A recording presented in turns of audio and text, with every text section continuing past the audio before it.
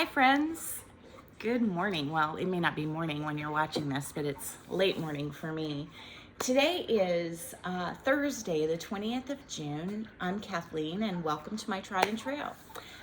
This is a channel mostly about cross stitch if you happen to be hopping by, but really it's a channel about just kind of crafting in general, most of which is cross stitch. You know, life here at Joyful Pond Farm. We have chickens and dogs and cats and you know, all sorts of things running amok, adult grown children that come and go, and just a really, all in all, a pretty good life. So it's been a hot minute since I last filmed. I think it was the end of April, and I have reasons for that, but I think what I'll do is do a life update at the end of the video, and that way if you're not interested in the life video, which is really nothing exciting anyway, but I'd rather than say, well, a bunch of stuff happened and then not tell you what happened, I'm happy to share just at the end of the video. And in addition, you know, there may be somebody else struggling with some of the same things, and so maybe, you know, I can offer some words of encouragement or help or advice or whatever. Anyway, so we'll do life updates at the end. What I'm going to do today is I wasn't going to do this, but I'm going to do a whip parade today because from the end of April, sort of things kind of went amok for me personally in my life at the beginning of April. Things started happening, and they were small, but kind of all added up, and kind of it's been a couple of months of, you know, just some chaos. And so my stitching has completely followed suit. So if my life is chaotic, my stitching is chaotic. And I had intended to start 57 starts by my 57th birthday, which was the 15th of this month, 5 days ago, last Saturday. And I, in fact, started, I think something like 69 new starts or 68 new starts or something like that. I started way more than 57. And then I kitted up some things to start that I will start yet this year. So you know, I blew past the 57, and honestly, that's not a surprise because I love to start. I did figure out I am very much a process stitcher. Is that the right word? Process stitcher. So I love the kitting up. I love the kitting up. I think that's so much fun. I love converting fabrics and floss and trying new and different things, and, you know, turning cottons into silks and vice versa, and, you know, doing different colorations of things. And it's seldom is it better than the original design, but, you know, it's just, I really enjoy that. And so starting new things is fun. And I also like starting. I also like just the first, you know, 5 to 10 stitches on a project. And I love all of my projects. I don't have a project here that I'm like, I don't think I'm going to keep that up. But you know, I see a squirrel and I move on. And so as life got really chaotic for me there for a while, and there was a lot of stuff going on, I allowed myself the ability to work on whatever I wanted to whenever I wanted to. I didn't put any rules or regulations on myself.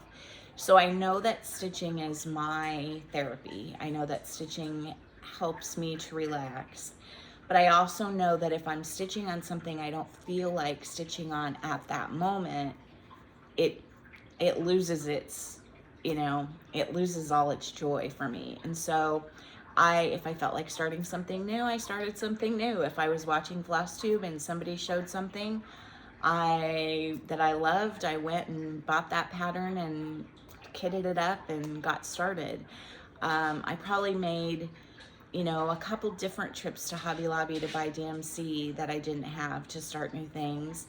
And and as well as I started some things that I had in my stash, so that I was planning to start. So I ended up with this array of projects, and it is really quite the array. It's really quite the, like, wow, what, I mean, what, I don't really have, I think I don't really have a style. There are definitely designers that I love that I stitch more of their things. But I have, you know, I have long dog samplers in this group to charts from 1987 to, you know, tiny modernist, to the witchy stitcher. I mean, I have just an array of projects, Halloween, Christmas, samplers, small. I mean, I just have everything in this grouping. So, and that's part of what I love about cross stitch is there's, you know, there's really not, I mean, it works to have all the different whatevers. So what I'm going to do is go ahead and do a little bit of a whip parade. I may have to break this into 2 videos because we're already at 5 minutes and I haven't even shown you one single thing. I do have some finishes. I have some gifts. And then a whole bunch of whips. I don't know how many are over here, but these are, and I have a lot more whips than this. But these are really where my focus has been in the last, you know, month and a half or whatever. I'm gonna have to let the dog out. Can you hear him clicking on the window to try to go out? So these are, you know, this is the majority of what I've worked on. And there are some things in the other room that I really want to work on that I just haven't pulled out, and I hope to do so in the next week. And so that will really add even to this pile. And I'm okay with it. I don't have any deadlines. There's a couple of things I'd like to get done for summer stitching just to put up in some of my vignettes, but I really don't have, and I need to start a couple of gifts, but other than those 2 things, I don't really have any deadlines on any of this stuff. So without further ado, let's get into it. I'm going to start with FFOs, I think, and then we'll just kind of move from there, and yeah, and just, we'll just kind of see how it goes. So I have one big finish and several small little tiny finishes. So the one big finish, and without further ado, is Pink House Sampler. I did get it finished. Now, this is just stuck in a frame. This is a frame from frames.com that I ordered a couple years ago for a different project. It came broken. It's broken up at this upper right-hand corner. And I wasn't sure if I broke it when I was getting it out of I sort of manhandled it accidentally as I was getting it out of the box. And so I just ended up ordering another frame and kept this one. And I really probably can put some stain on it and fix the break. But for now, I just wanted to put this in a frame so I could show you Pink House Sampler in all of its glory. I'm absolutely thrilled with how this came out. I absolutely love this piece, and I'm only a little bit sad that it took me so long to stitch, but you know, then again, that's okay, right? So the last time you saw it, I think I needed most of the upper border and part of this border on the right-hand side to finish, and then I had a whole lot of fill-in of the grass to finish down here. I might have even had a couple sheep, 1 or 2 sheep down here to do, but it was, you know, it was 80%, probably 80-85% complete. And so it just took a couple of sittings to just really sit down and concentrate and get it done, and I did, and I'm just thrilled. I did this in honor of my dad's eldest sister, my Aunt Genevieve. We also called her Veva. Veva was kind of her nickname. And as you can see, she lived from 1911 to 1987. She was my dad's oldest sister, and she cared for my grandfather in his, you know, final years. And my grandmother passed away the year I was born. And so although I had met her, I didn't ever remember her. And for many years when I was tiny, I thought that my Aunt Genevieve was my grandmother. And so she kind of always was that role to me. She was really more like a grandmother than an aunt, but she was just a wonderful person. She was very spicy. She had a bit of a a bit of a mouth on her. She did cuss sometimes, a little bit. She was not afraid to share her opinion. She was very smart, you know, not college educated or anything like that. I'm not even sure that she finished high school. She may have. But she was very, very bright, very smart. She loved to read. I remember her, she had soap operas that she liked to watch, and she always had, you know, opinions about the soaps and all of that kind of thing. She, you know, she was the eldest of 13 in my dad's family, and about half and half boys and girls. And she was not afraid to stand up to any one of those boys. She wasn't afraid to stand up to my pretty rough, tough grandfather. But she had an incredible faith, and the thing about my Aunt Genevieve is if you were being a jerk, she'd let you know. But she also kind of had the philosophy long before it was a thing that everybody has everybody has trials, right? Everybody has trials and tribulations, and we don't know what someone else may be going through. And so we should just be kind to everybody, because we don't know, you know, we don't know what someone else is going through. And she just really taught me a lot about how to treat people. She knew how to treat people, and she was very kind. And I have filmed this twice because I choked up the first time, and I thought, well, let me film it again because I probably won't choke up the second time, and I still choked up. So anyway, pink house sampler. I'm thrilled with it. Need to reframe it, or really frame it in here, you know, lace it and then actually pin it and put it in here. I don't know. I don't know if I'll do that or if I'll have it done or whatever. But here it is, and I'm absolutely thrilled with it. I'm gonna go let the dog out so he stops bugging us. The next FFO that I have, and if I showed you this, I certainly apologize. I don't remember if I did. In very short order, I saw this. I actually saw several, there's kind of a series of these, and I don't remember what this one is called, but there's a series of these by Stacy Nash, and they're all kind of littles, and not part of her Animal Cracker series, but just smalls that she has. I think there's a leprechaun, there's a rabbit, there's a Santa in a stocking, and then an Uncle Sam. And I bought them all when they came out, and did finish the rabbit. But this was before Easter, or might have been right after Easter, I'm not sure. But I absolutely love it. I kind of watched Vanna's tutorial. Sometimes, you know, I'm not a patient person, and Vanna does such great tutorials. And if I would just slow down and, you know, watch every little bit of it, it would be so much better. But like, I'm like, oh, I know where she's going from here. And then I take off and pause the video and go do it. So I did finish it as a stand-up, and it is a stand-up, and it does work, but it's certainly not perfect. I finished it with linen on the back because I thought that linen was really pretty, and it really wasn't big enough to use for anything else. I mean, maybe I could have found something small enough.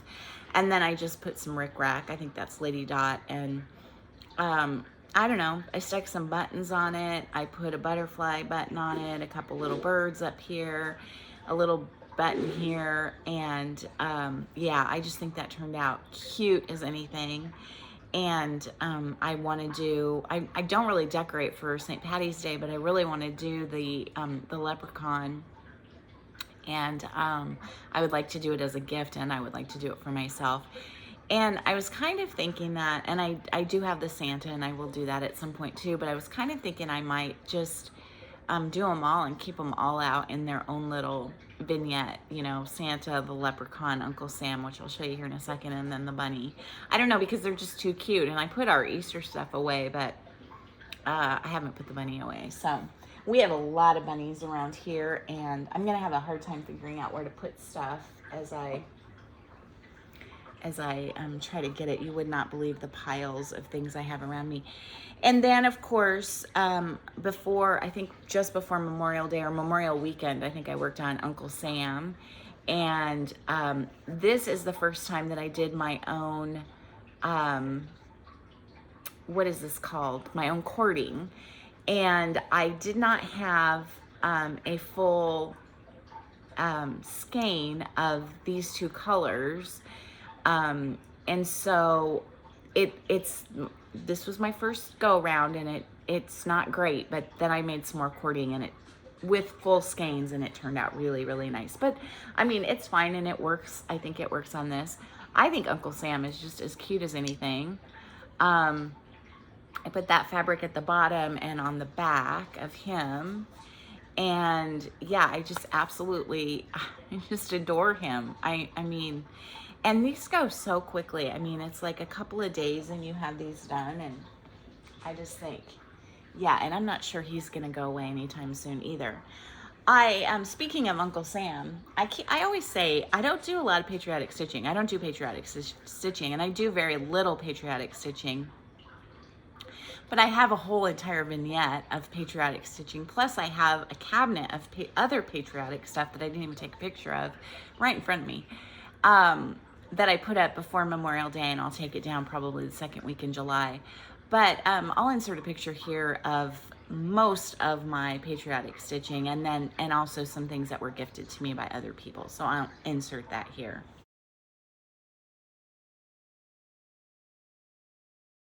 One last FFO then, and you saw this, I think, in my last video. I'm doing the Tiny Modernist. Now I'm questioning if it's Tiny Modernist or Little Dove. I think it's Tiny Modernist. Alphabet series in individual pillows for my someday grandchildren. I still haven't added that stitch on that little alligator. I missed a stitch. And you saw A, and it was finished with the alligator at the back. And then I finished B as well. B is for bear, and bear on a bicycle with a basket. And just as cute as anything. I used a little bit of Lady Dot Creates Chanel, and I did the bear on the back. This fabric is just, I think it's just to die for, that I can put a bear. I mean, it's perfect, right? So I have A and B, and then, or maybe A and B, and then I have C started, and you're gonna see that here in my whips. Okay, so that's it for FFOs, and then I have a finish. Is this it? I think I only have one finish, and that is, so for my birthday, my oldest daughter, Caitlin, I collect Lori Mitchell figurines, and my oldest daughter, Caitlin, got me 4 Lori Mitchell figurines. I told her that I wanted summer, that I was kind of short on summer Lori Mitchell. And so she got me 4 summer Lori Mitchell, and they're all beach related. I'll put a picture of all my summer, well, most of my summer Lori Mitchell here.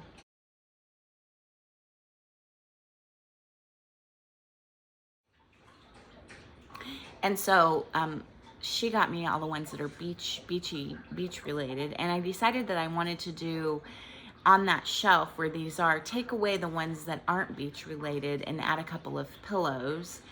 And as I was kind of looking through beach designs, I decided that Hands On Designs, Kathy Haberman, who has a ton of beach designs, had some designs that really went, I thought, with those Lori Mitchell figurines. And so I got the first one done, which is Follow the Stars and Find Your Safe Harbor.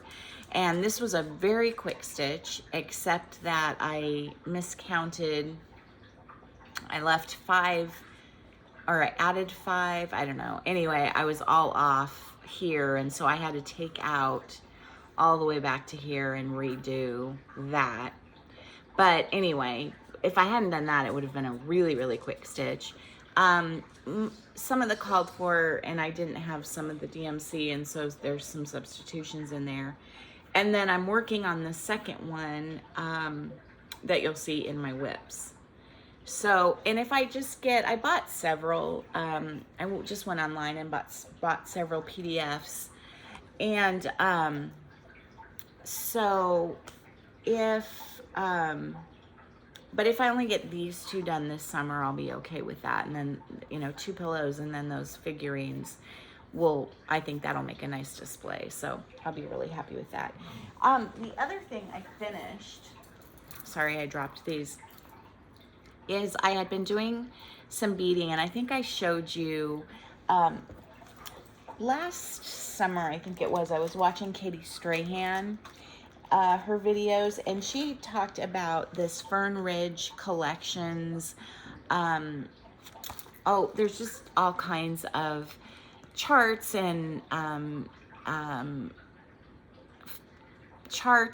instructions for doing beading with tiny seed beads, and not all of them have cross stitch in them. Some of them are just, well, I did this one last year. It's actually over there hanging on my tree, the little train, and it's really fun.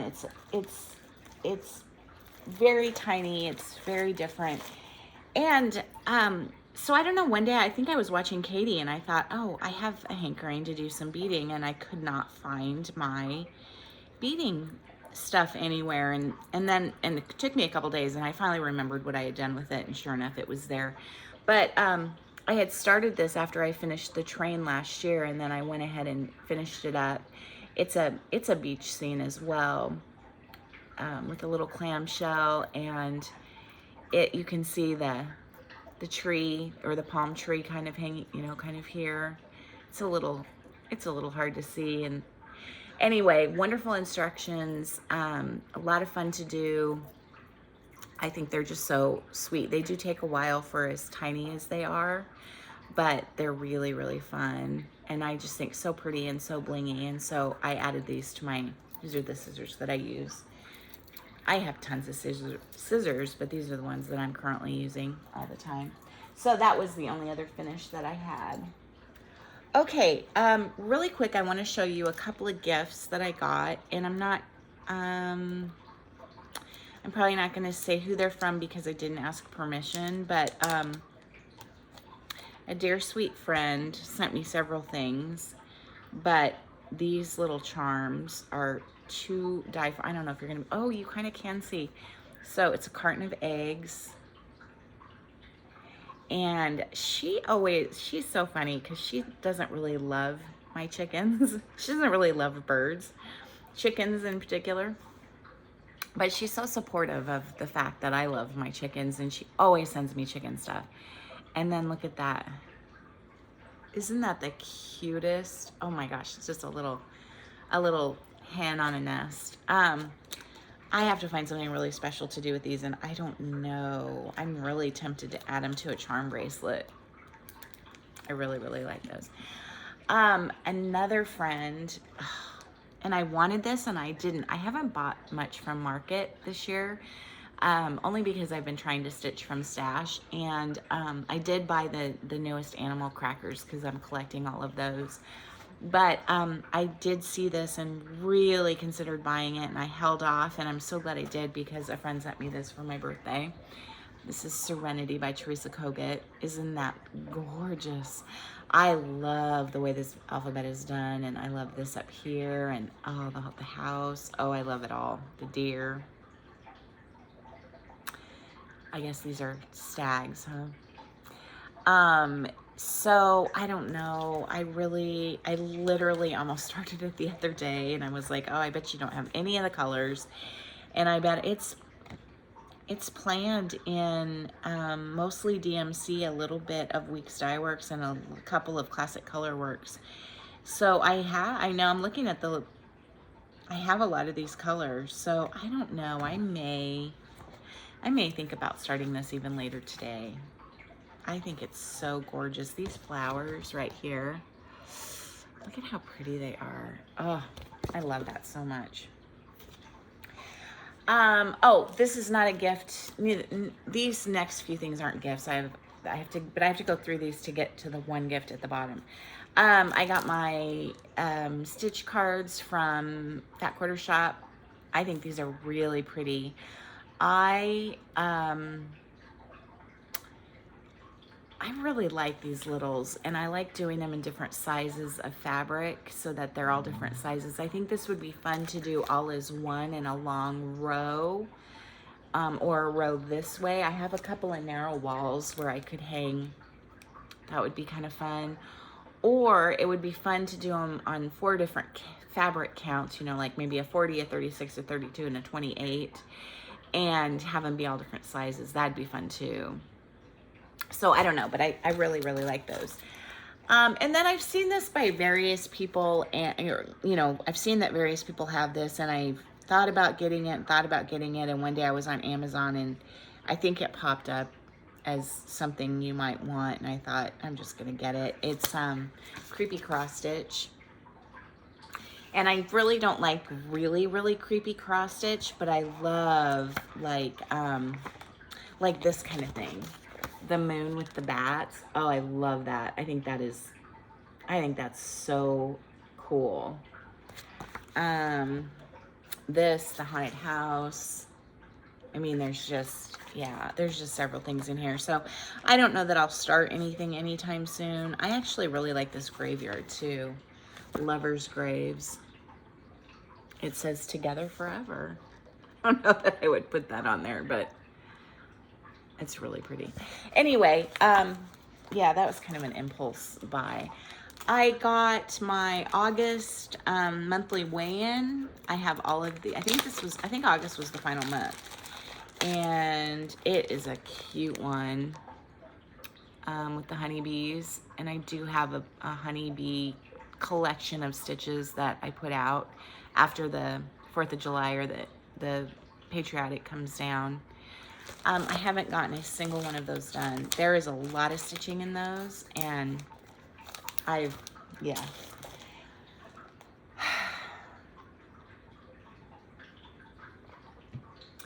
I don't know how many of you, probably everybody, my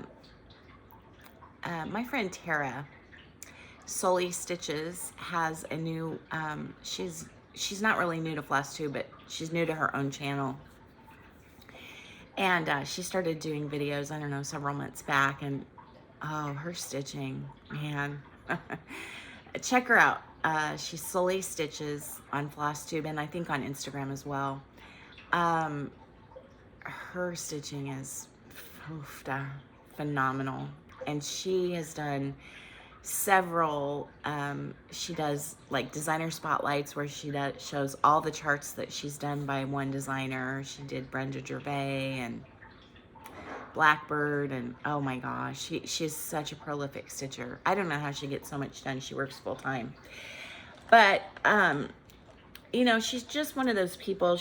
Tara is just a sweetheart. I love her, but she's one of the, some people are just such instigators, you know, they're so inspiring, and it's just, you watch their channel and you're like, I have to do that, and I have to do that, and I have to do that. And for me, Tara and I like a lot of the same things, and so a lot of her finishes, I have the charts, I have the, you know, the books or the patterns or whatever, and oh, it's just so, I'm always just like kind of, oh, when I'm watching her, because I want to stitch it all. But and I don't think I've had to go buy anything, because I think most of what she shows I have. But one of the things that she talks about is the, and now I'm not going to remember the name, but, oh, Sadie stickers. The Sadie stickers journaling and kind of, she uses it as kind of her planner, her cross stitch planner. And so, you know, I watched a couple videos and she talked about it, and she showed, you know, just like we have our book of days. And anyway, I went to Sadie's Stitches, what is it? Sadie's Stickers. So Sadie, S-A-D-I-E, sticker plan. This is Sadie's sticker planner, July 2024. And I ended up ordering this one because I fell in love with it. I love the spiral bound. And then there's a sticker pack for each month. And so this, I forget which one. I think this is this is the July sticker pack. And that's so how I see July, is like a lot of, you know, oceanic kind of stuff. And I don't know if these were also, this is also July, like July. And then I may have just ordered these extra, just beautiful. And so I have been using my, which I've really enjoyed this. It's not that I haven't loved this, but I've been using my cross stitch planner by My Crazy Life, which is Lori Sykes. And I've really enjoyed it. I like the size of it and all of that. It's more than I need. There are more pages here than I use. And so I'm not sure for July. I don't know if I'll keep my cross stitch in here and use this, because right now this is my, you know, my day-to-day planning as well as my cross stitch.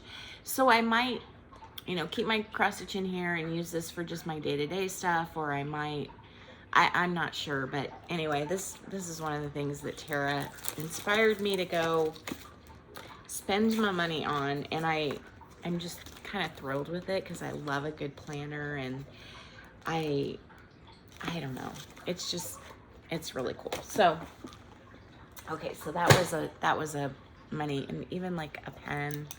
I love a nice pen. Oh, okay.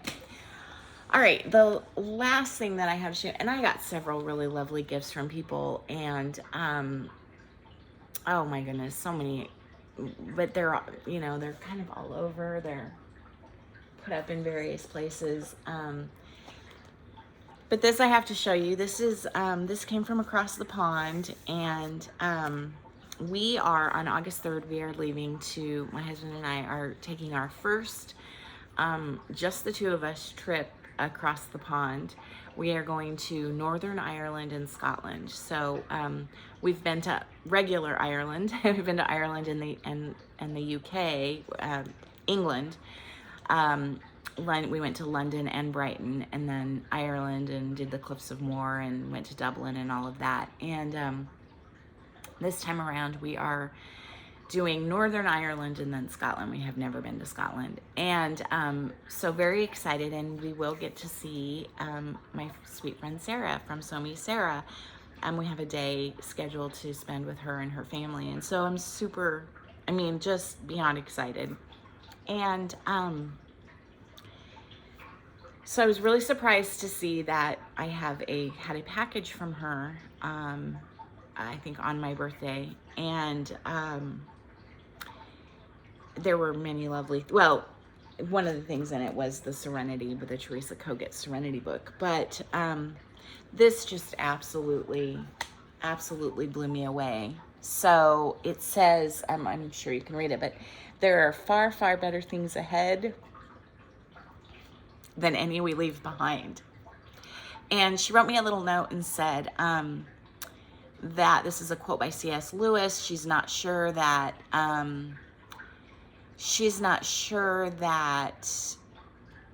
it's from his book, any of his books, but it's a quote by him, and I love C.S. Lewis. But it just reminded her of her faith, and it's just true, right? Like, there's better things ahead, better days ahead. So this is phenomenal, and I don't even know what to say. I love it. She was like, I think it can go on your storybook wall at some point, and it absolutely will. I love this lantern. It just looks so realistic. I mean, it looks like there's a light in it, doesn't it? Can you see that? It's just so pretty. I've never seen this chart. I have no idea where it came from. And then I love how she mounted it and put it on this beautiful blue, which is my favorite color. And then she wrote in the note that this just pops out. It's not glued in or anything. So if I ever want to change it out and use this frame for something else and do something different with this, I can. But for right now, it's on the wall. It's just as is. I love it. So I just had to show that to you because kind of took my breath away.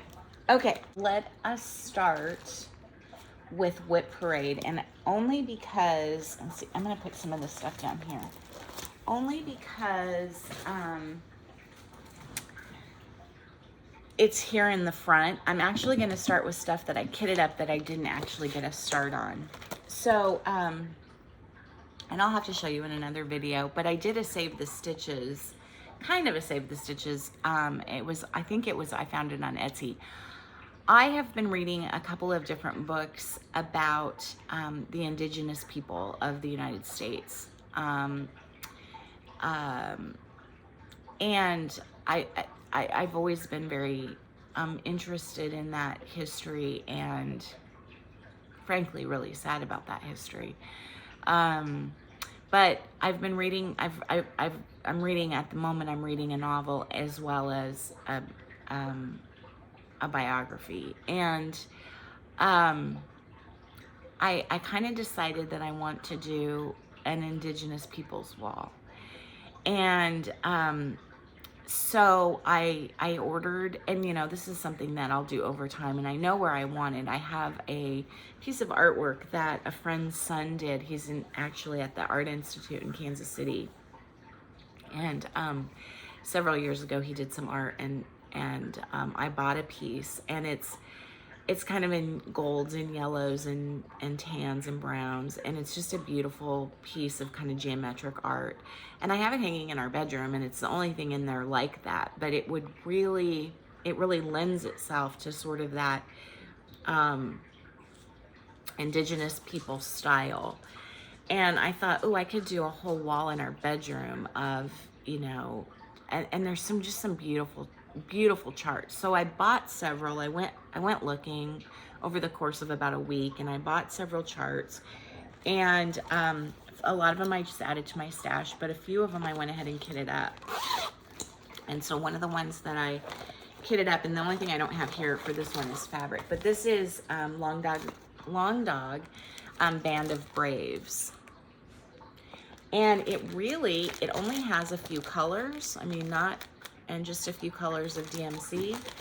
And isn't that neat? This part down here is just stunning. I love the top. I love this. The buffalo. I love it all. The gecko. I love it all. So I grew up in Colorado, and we spent a lot of summer vacations going to, you know, everything was driving, right? We didn't fly. And so we spent a lot of time going to like New Mexico and Mesa Verde and Arizona and Utah, and so that just kind of reminds me of sort of all of that. Another one that I got that I went ahead and kitted up, did I put fabric in here? I guess none of these have fabric. This is called Footprints We Leave in the Sand, and it is I've never heard of this designer, Marnick Designs. And it's the Kokopelli, and I love the sun. And then the lettering was very interesting. It's all backstitch lettering, and I thought that was really interesting. It's this, I can't read it because I'll tear up, but it's perfect. I love it. So I'd like to get a good start, and I don't think this would take very long. I say that. Again, this is long term. I'm not feeling like I have to, you know, do everything right now. It's long term. Okay, let's see. I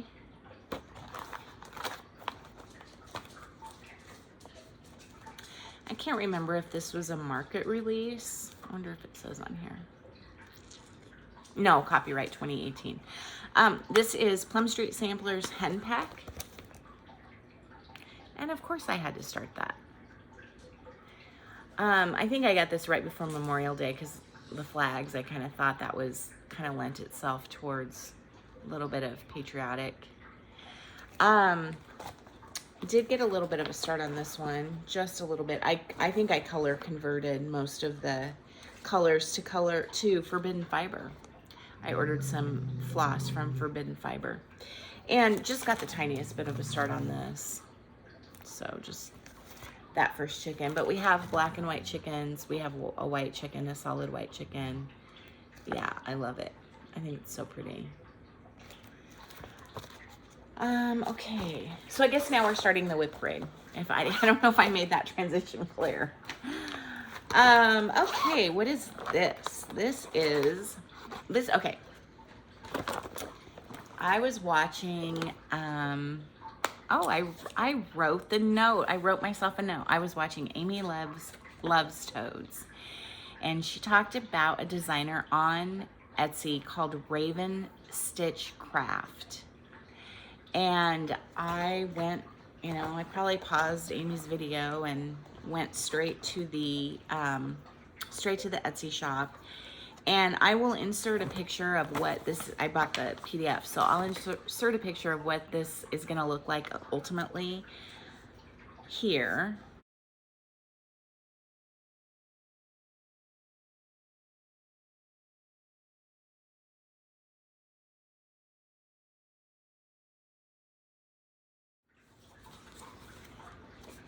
And then I worked on this pretty consistently for a couple of days, and that is the start. And you can see this is the beginning of her hat up here. I don't know what this fabric is. I even put a question mark on my little note, my little project tracker. I don't know what the fabric is, but I found the fabric and thought it would be perfect. And I am using Belsois Old Crow. So gorgeous. Love it. Need to get back to that.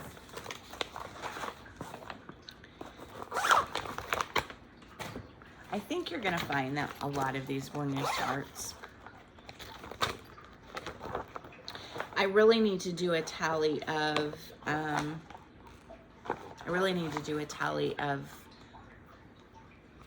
how many new starts I've had since my last video, because I think I probably had more new starts since my last video than I've had all year.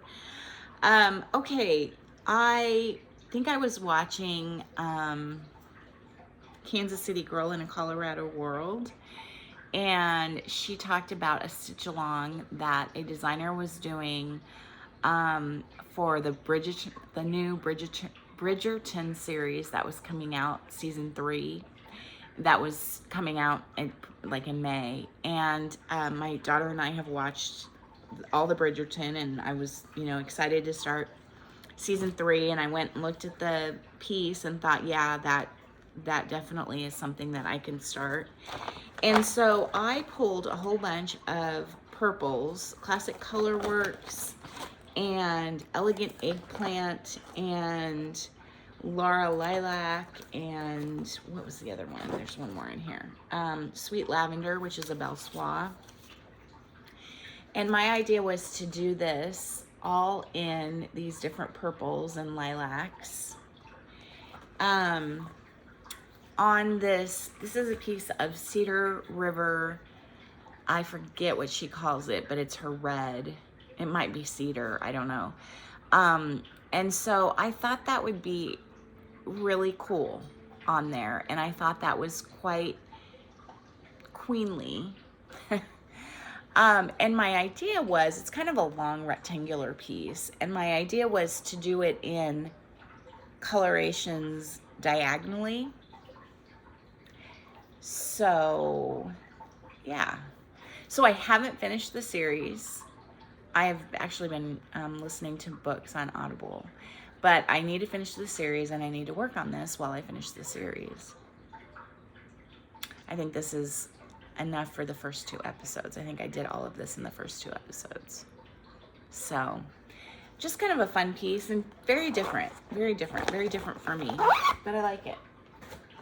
Okay, I talked earlier about Katie Strahan and the beading. Katie Strahan does, if you haven't watched her videos, you absolutely must. She's phenomenal. But she does she kits up, she takes different patterns by different designers and then kits them up in what is this called? A Versois on the spools. And I had never worked with this before, and I thought, well, I want to give it a try. And so she had just done one for Plum Street Samplers Chocolate Hearts, and she kitted it all up, and so I bought the kit, and I got a little tiny bit of a start on it.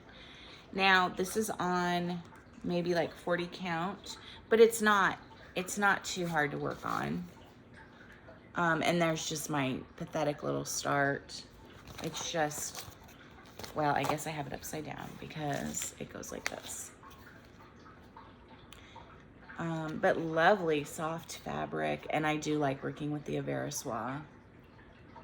But there's my little start on that. And yeah. So, and then she gives really good finishing instructions, and it's a Plum Street, so. Okay, is this what I think it is? I think this is Quaker. Quaker, yep. This is, and I showed you that I have all that I bought. I think I showed you in the last video or the one before that I bought all the PrimroseCottage Quakers except for the Valentine one, I believe. And I got a start on, oh, I'll have to insert a picture because I bought the PDF. I bought the finishing supplies, but I bought the PDF of the pattern. This is Honeybee Quaker. I guess I should show it to you. And it's the back. I don't know if it goes, I think that's the right way. I think that's how it goes. Isn't that beautiful? So pretty. And this is a piece of 28 count vellum cashel linen. And I think it's perfect for that. So I should work on this and get this finished for, so that when I put my, you know, bee stuff up here in July, I'll be ready for it. I have no idea what this is. Okay. I am absolutely in love with the Artsy Housewife and have bought just kind of here and there several of her patterns. I love her videos too. She does them. The last couple have been with her husband, which is a lot of fun, and he has become a stitcher too, which I was showing my husband. I'm like, look, another husband who stitches. You should start stitching with me. And he just, oh, he's never going to do that. This one is, I loved in particular, and again, I'll insert a picture of what it's going to look like because I bought the PDF, but this is Coffee and Eggs.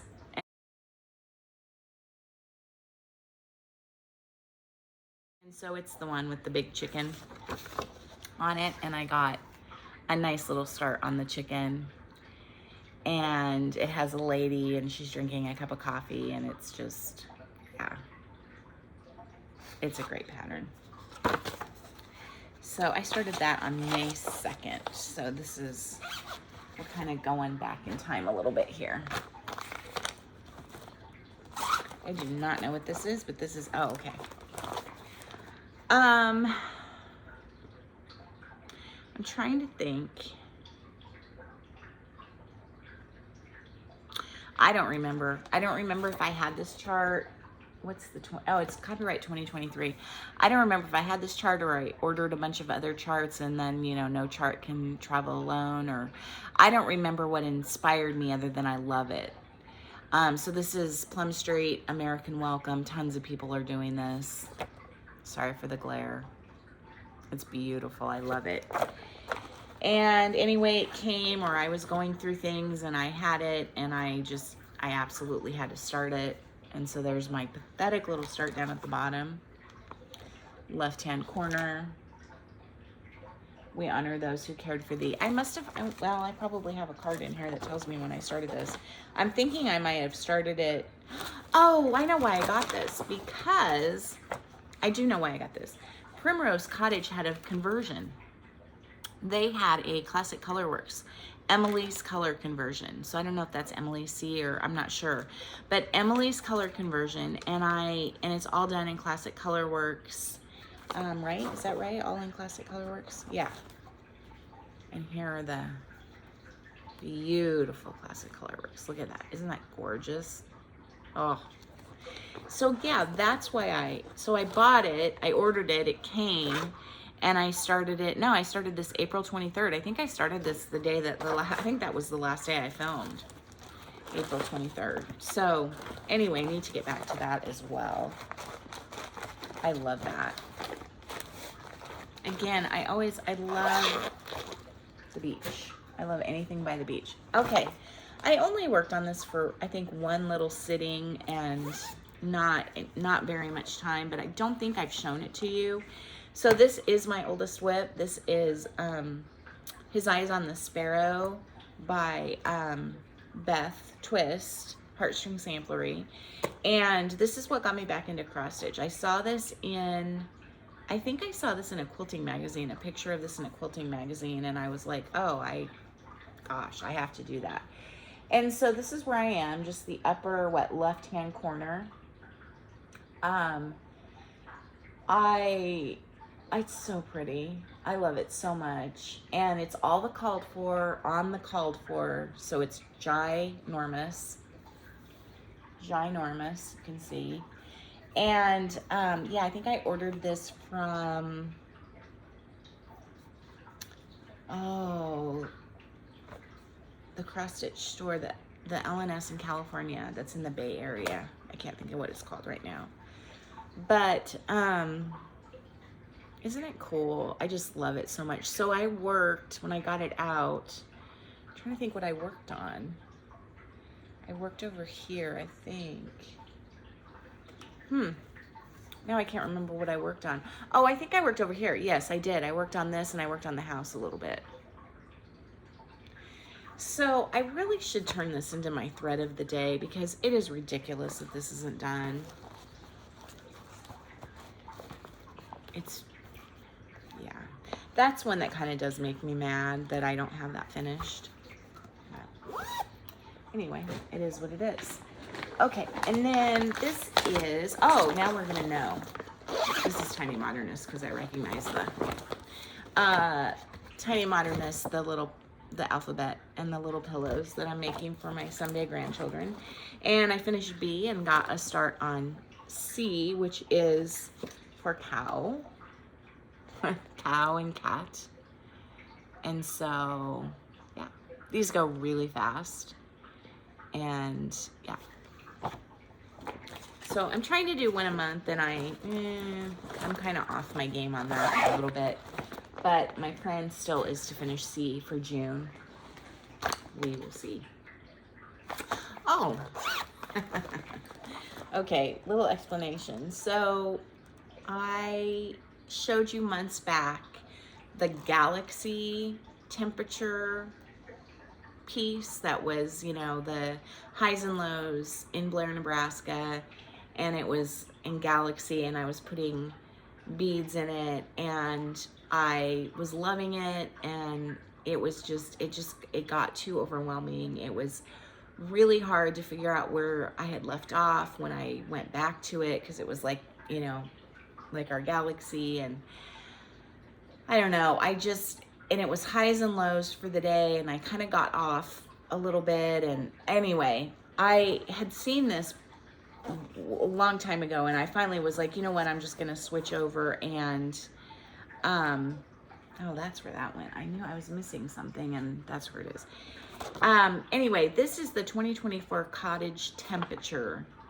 I don't know if it's a Sal or whatever, but this is the temperature piece that Fat Quarter Shop did for 2024, and it's only the highs for the day, and I'm completely caught up. I mean, I'm not the last few days, but it's so much easier because each month is its own little house, and then you just, you know, and then the house has either 30 or 31 days in the month. And so if it has 31 days, then there's a window up here in the attic.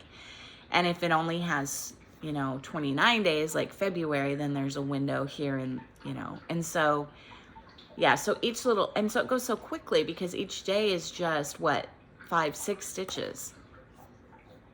And so it's so interesting because this is January, And I might go back through and in backstitch and just do the abbreviated month, like Jan, Feb, March. I don't know. But this is January, so pretty cold. You can see those blues and cold colors. But look at how warm it was at the end of February. We had some really warm, I think we had an 80-degree day in February. And then March was just a combination of cold and hot. And then May was pretty warm. And then June was really pretty cool until the last week in the month. And then January, February, March, April, May was very cool until the last week. And then June's been a little bit warmer. We're getting ready to have, I know a lot of people are having heat waves, and I'm so sorry, because I hate heat, but we've had nice, beautiful weather. I mean, we've had, one of the life updates is we had a tornado and then a really bad hailstorm. So yeah, we'll talk about that in a second. But in general, the temperature has been really decent. But next week we start with like 100-degree temps. And the humidity has really set in the last couple days. So what is this? Oh, this is another indigenous people. I've wanted to do this for forever. This is Tumbleweeds by, this is by Tumbleweeds, which is a division of Little House Needleworks. And she did this for her husband's cancer journey. She talks about it in here. And I love this. Love it. So this is another one that I started. This is not going to take long, but I don't know how much time I'm going to be able to.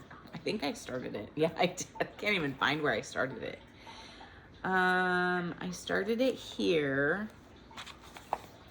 And yeah, I don't know if it goes this way, but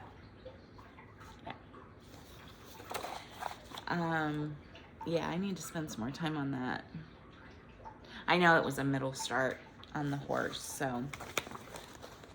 Also beautiful colors, just, yeah. That's gonna be fun. Okay. I'm always finding things for the storybook wall, and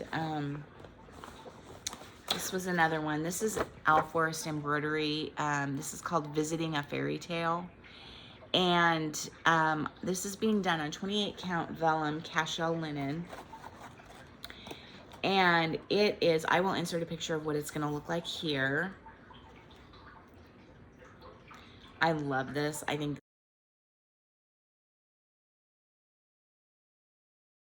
this is so pretty. And I just got the, again, just a measly little start in the upper left-hand corner, but this isn't necessarily anything specific. I mean, visiting a fairy tale, but I just think it will go so well on that wall. And it's just, it's just right up there, right? It's just right up there. Okay, I was excited to show you this. I've spent some time on this here and there. This is Ryan's piece that I'm doing for him. Dog samplers. It's either called the Queen's Gambit or the Opening Gambit. And I'm not a chess person, but if I understand correctly, my son is very much a chess person. It's the same thing. It's a move in chess. The Queen's Gambit and the Opening Gambit are a move in chess, and they're the same move. I think that's right. But at any rate, I'm calling it the Queen's Gambit. And I've started this over twice. Really struggled with what fabric or what floss to do it in and what fabric. Finally asked my son what his favorite color is. He doesn't know that I'm doing this, but asked my son what his favorite color was. He said forest green. And then there was that question of like, well, what do you consider forest green? So I am doing it in, so he sent me what he considered, like a swatch of what he considered to be forest green, which matched the best with DMC 505. And so I started it in DMC 505, and that was going well, but then I decided I wanted to add another color, and so I'm gonna show you, well, you can kind of see some of that. So you can see the forest green, and I love it. It looks great. It looks great on this linen. This is a piece of Cedar River 32, I don't know which one. But then I decided to add, and I tried lots, I auditioned lots of different greens, and even not greens. And I ended up with DMC 523, and you can see in the lizard up here, and I love it. I love how that looks with that. And I think I'm gonna do all of the animals in this 523, and then everything else will be in the 505.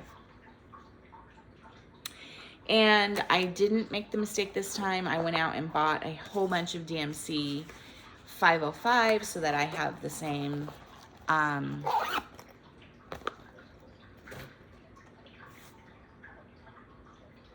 what's that called? The same, I can't think of the word. Anyway, so that it's all the same, because in the other one that I had started, I had two different, you know, floss that I had at home and floss that I went and bought, and they were actually two different colors. So okay, and then for I don't know who I was watching on this. Again, I think that these could go on the fairy tale storybook wall, maybe, or maybe I just put them someplace else. I don't know. But I love all of I love Mirabilias. I've never finished one. I have several started. I love the fairies, and they are not very big, most of them. And anyway, I saw this. I thought this was the perfect spring into summer start. Let me see if I wrote when I started this. Oh, I didn't start this until May 20th. I was thinking maybe I started it at the beginning of spring. But this is the Petal Fairy. It looks like this. I can't remember who was doing it, but I fell in love with it. I love yellow. I don't look good in yellow, so I don't wear yellow, but I love yellow. And kitted it up, and I started this on a piece of 32 count natural linen, and I got a, you know, not a bad little start. I think it goes this way. I think my needle minder is upside down. So there's the beginning of Petal Fairy. And why is this stuck in here when I have a needle minder on the project? I don't know. I don't know. It just is. Okay. I'm keeping all her flosses in this. Okay, I'm gonna have the biggest mess to clean up when this is all said and done. I have no idea what this is, but this is a beautiful project bag. I did not make this bag. I don't remember who did. This is an oldie. I've had the pattern, the chart for a long time, and I kitted it up and got it started on May the 8th. This is Though He Seemeth Sleeping by Lucy Beam. I absolutely love, and I will insert a picture of what it looks like here, right? Yeah, because I have the PDF.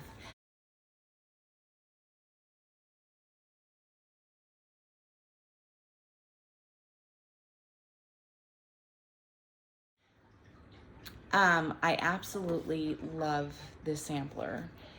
And I think that Stitching in the Light, Cynthia at Stitching in the Light, stitched this several years ago, and she may have changed a lot of the colors, and I just loved it. And I think that's when I got the chart, and I got to start on this. I worked on this May 8th, 9th, 10th, 11th, and 12th. And that doesn't mean I worked on it all day those days, but so yeah, this is 5 days worth of, sorry, Bindi. This is 5 days worth of stitching, and it's gorgeous. It's absolutely beautiful. I love it. That's another one that I really, really have to get back to, because I love that.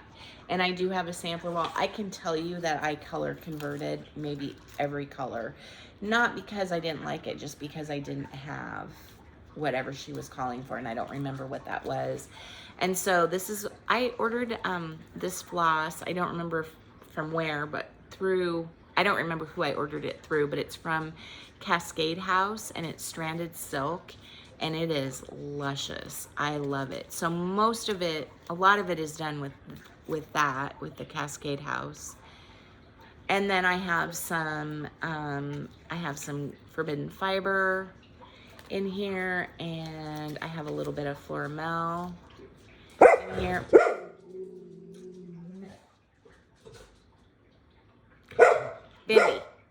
Bindi. I have a little bit of Belsois. So, you know, the colors are the same. Just using different brand of floss. So I really need to get back to that one. That I probably gave that one more time than I've given any of these other projects. I really, really love that. Okay, my friend Sarah at Sew Me Sarah and her friend Sally, Flossie Sews and Grows, I think I finally got that one right, and some other people are doing a Fun for 50 starts in their 50th year sal. And that's kind of why I did my 57 starts, to kind of, you know, go along with them and do something along those lines. Several of the things that they have started, that both Sally and Sarah have started, I either have already started or I have in my stash. But one of the things that they are going to start, I think here maybe next week, is a Barbara Anna piece, and it's a fox, and it's something about the light, I think maybe it's a fox carrying a lantern, and it's just that, you know, typical really beautiful Barbara Anna design. So I decided, you know, it's not like I don't have 5 or 6 different Barbara Anna designs already started, but I was like, well, let's see what else I want to do by Barbara Anna. And I found this pattern that she had, and now I'm not going to remember. I'm going to insert a picture of it here, and you'll see the name of it.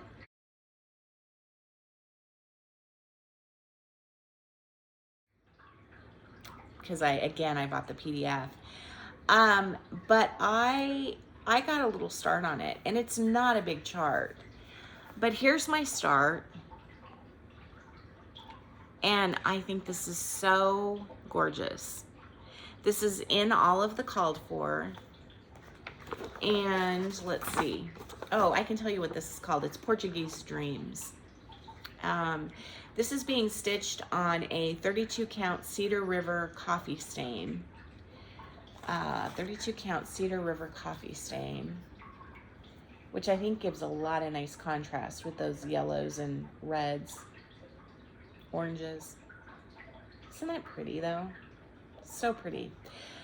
I have a note to myself: started after sal complete. I don't even know what I meant by that. Did I finish a sal? I don't remember finishing a sal. I have no idea. Anyway, I started this on May 1st, and I worked on it for 3 days. A lot of stitching in there. I need to get back to this one because I was really loving it. Really, really loving it. A lot of fun. Okay.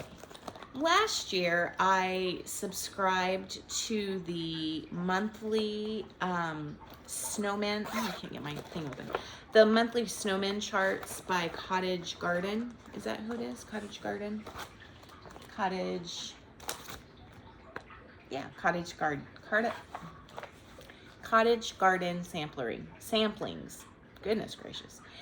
I subscribed to the monthly snowman. I love snowman. I thought, oh, they're doing a monthly snowman, and they came and they were pretty intensive charts to start with, and most of them just were not in my. They just weren't in my wheelhouse. I didn't love them.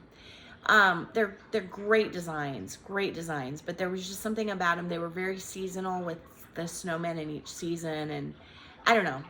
So I thought, well, I don't want to do that again. I don't want to subscribe to another yearly thing of, you know, cottage garden, because I probably won't like them. Well, this year they're doing, and understand, they're all beautiful designs. It's just my, you know, it's just my taste. It doesn't mean that everybody else doesn't love them. It doesn't mean that there's anything wrong with them. Their patterns are phenomenal. It just wasn't my taste. So then I found out that they were doing this year of houses, fabulous houses. And I love a house, and I was like, oh, I should join. And I thought, no, I'm not going to, because I didn't stitch one of the snowmen. And in fact, I've given several of them away, and I'll probably end up giving all of them away. Well, of course, I've loved a bunch of this houses. So I have, and I started the January one, which is, I think it's Santa's house.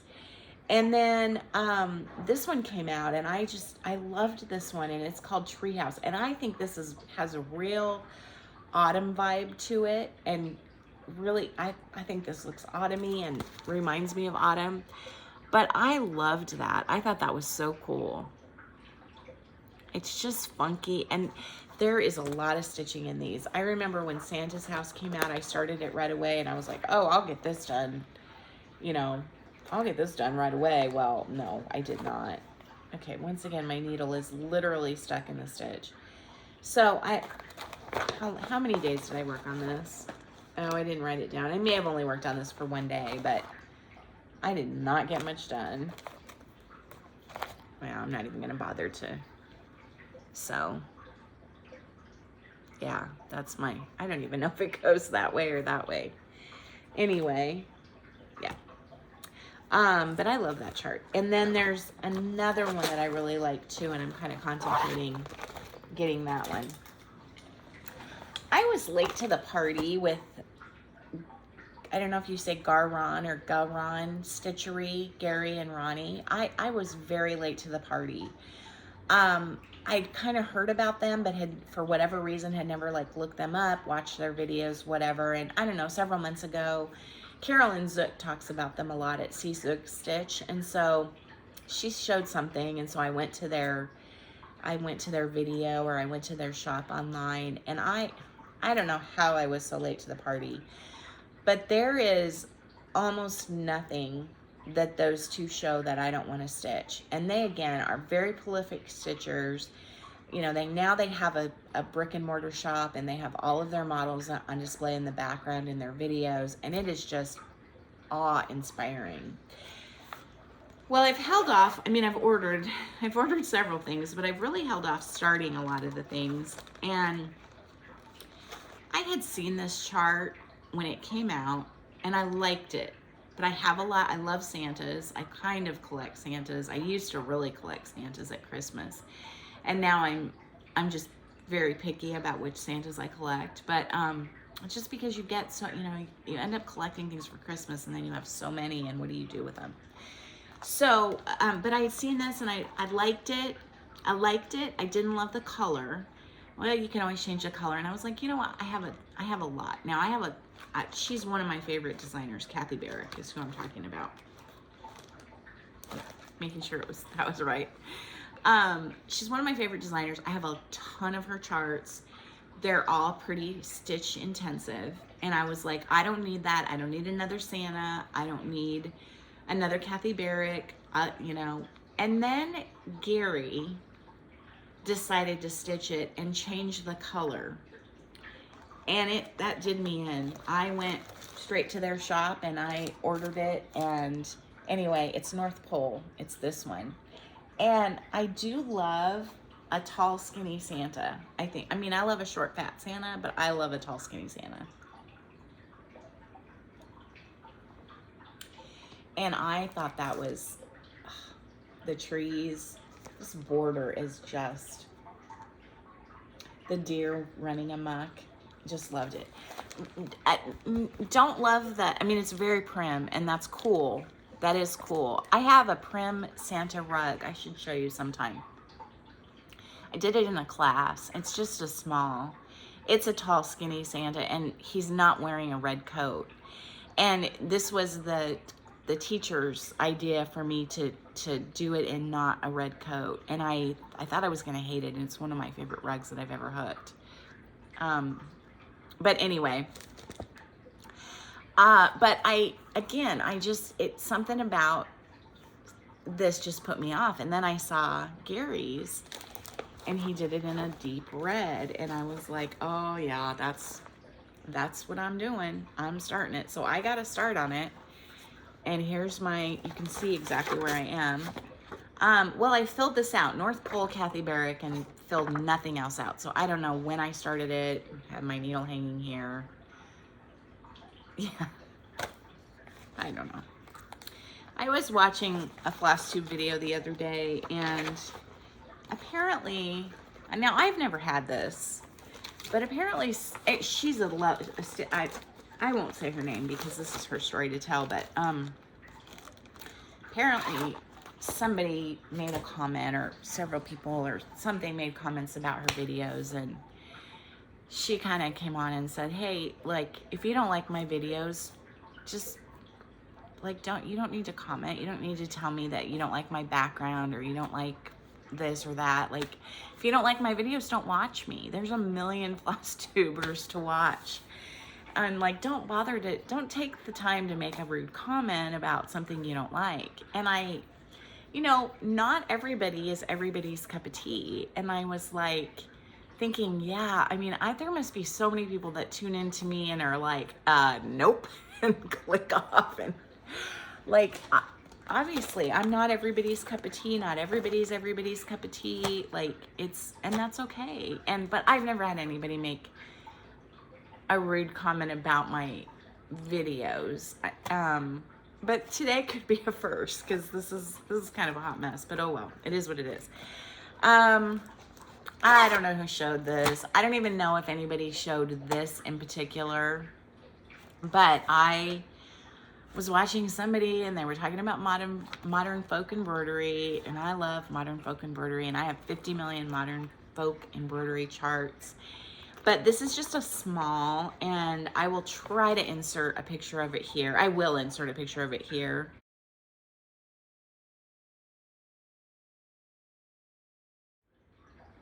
And I'm just doing this little ornament. It's called Under the Christmas Tree. And I'm just doing it on a piece of, like white fabric, and I'm using dark cherry forbidden fiber, which is gorgeous. And I was thinking of doing this for my oldest daughter as her ornament this year, because she really likes that kind of, would that be like a Swedish or maybe Norwegian type of, trying to think what that, kind of that forestry, all one color sort of look. I don't know what that's called, but okay, I have to reach far, so excuse me for 1 second.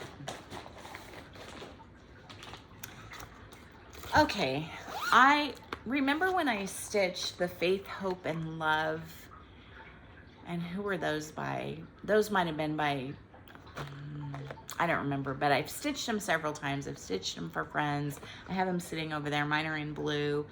I love those. Those are some of the favorite things I've ever done. They're just small pillows. Summer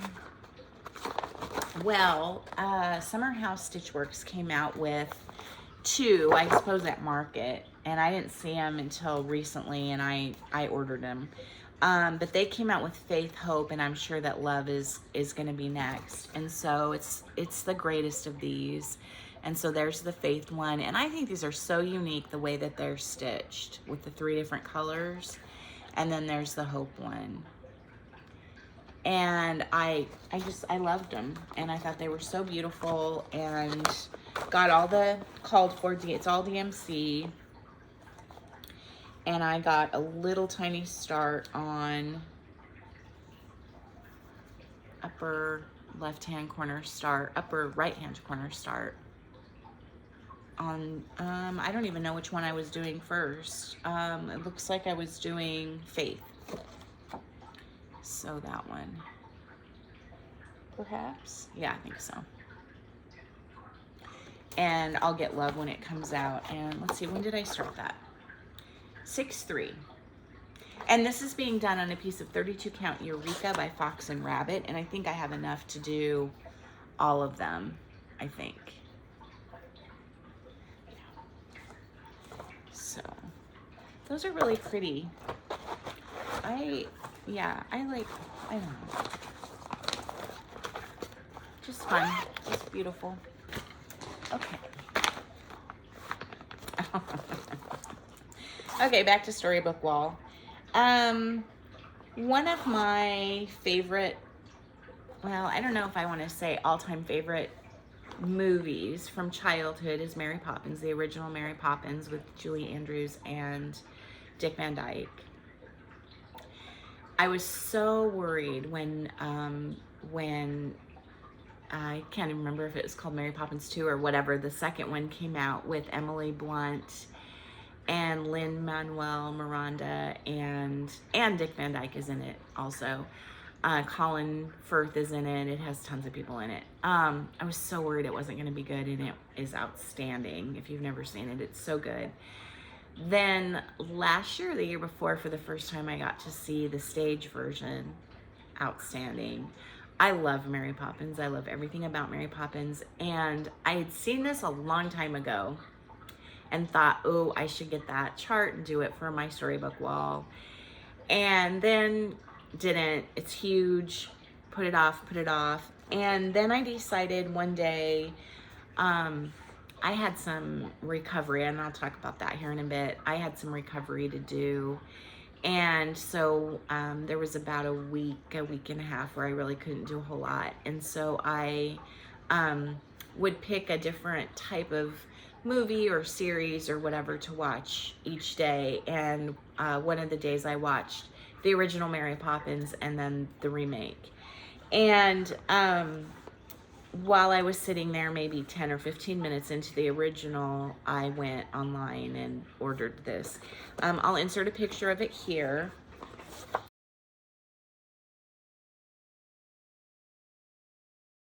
This is by Crealandia.com, Crealandia.com. And it's called Sampler Mary Poppins. I'm stitching this on Cedar River 32 count Spindrift, which is probably my latest favorite Cedar River. And I started this on May 29th. I'm using Maiden Voyage by Belsois Classic Colorworks. Maiden Voyage, it looks like this. Do you see a theme here? Everything's blue. Everything's blue, but I went to, I think 123 Stitch and ordered all of the Maiden Voyage that I could order. And here is my and look at my needle minder. My needle minder's from MadforMinders, and it's an umbrella, perfect for Mary Poppins. And you can see that there's a huge border to this, very intricate border. And that's my little sad start. This is going to be another biggie. But yeah, and again, my needle isn't even on my needle minder. So that's a lot of fun to stitch. I was also stitching that. I finished the movies, and I was also stitching this whilst watching a little bit of the Andy Griffith Show and a little bit of an I Love Lucy that I had never seen, which, you know, I love all that 1950s and 60s television, black and white type stuff. But it was an I Love Lucy that I'd never seen, where they go on a trip with Ethel and, is it Frank and Ethel? And yeah, it was cute. So that reminds me of that. Okay, so I have several Hands Across the Sea samplers in my collection, several that I've not started, several that are started, small little starts on them, and have seen many that I've liked over the last, I probably haven't bought something from Hands Across the Sea for at least a year. and have seen many that I liked and been like, nope, I'm gonna, holding off. I don't need another till let me get one done and then I can buy one. And they came out with this the other day, and no, I bought it. I kitted it up. I found fabric. Took me forever to find a big enough piece of fabric. This is called, and I'll insert a picture of it here. So, okay, this is called Multiply Kindness. And